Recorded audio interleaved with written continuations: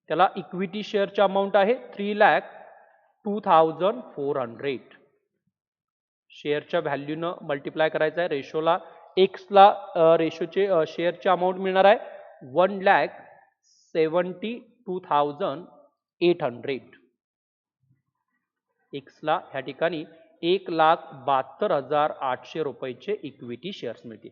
त्यानंतर वायचा रेशो आहे 3/7 इंटू शेअरची व्हॅल्यू आहे 3,02,400 आणि एक्सला त्या ठिकाणी वायला अमाऊंट मिळणार आहे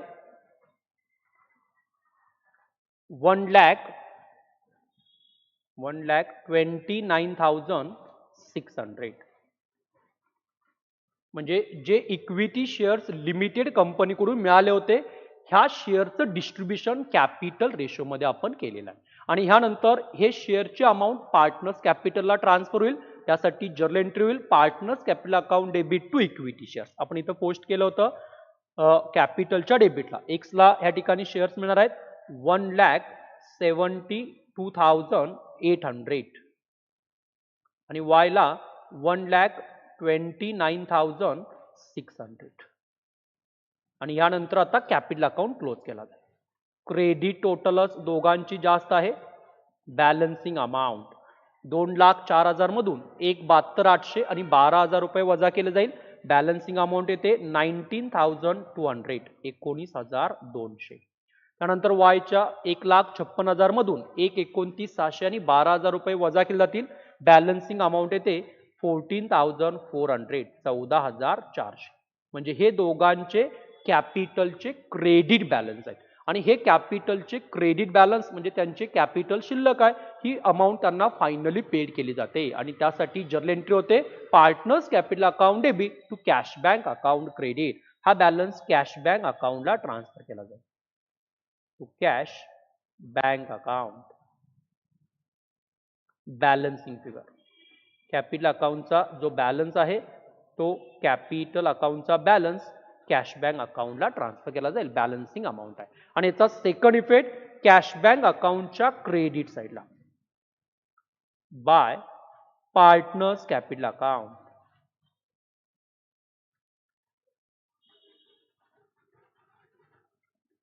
एक्स आणि वाय. एक्सला फायनली अमाऊंट पेड केली जाईल 19,200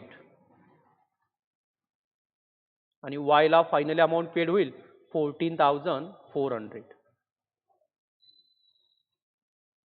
टोटल 33,600 आणि या ठिकाणी आपला जो कॅश बँक अकाउंट आहे हा ऑटोमॅटिक त्या ठिकाणी टॅली होतो क्लोज होऊन जाईल.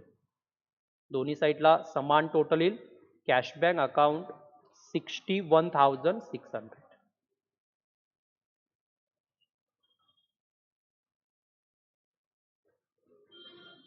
कॅश बँक अकाउंट कंप्लीट झालं आहे. म्हणजेच लास्टला जो कॅश बँक अकाउंट असतो तो पार्टनरशिप फर्म क्लोज होताना ऑटोमॅटिक त्या ठिकाणी क्लोज होत असतो. कॅश बँक अकाउंट 61,600 ला ह्या ठिकाणी टॅली होतो. हा प्रॉब्लेम इथं कंप्लीट झाला आहे. म्हणजे आपण ह्या लेक्चरमध्ये आपण काय काय बघितलेलं आहे तर सर्वप्रथम conversion of partnership firm into limited company म्हणजे काय बघितलंय. त्यानंतर conversion of partnership firm into limited company भागीदारी संस्थेचं रूपांतर लिमिटेड कंपनीमध्ये करताना आपल्याला सर्वप्रथम परचेस कन्सिडरेशनचं कॅल्क्युलेशन करावं लागतं. आणि हे परचेस कन्सिडरेशन कॅल्क्युलेशन करताना lump sum method, net assets method आणि नेट पेमेंट मेथड ह्या मेथडचा वापर त्या ठिकाणी केला जातो.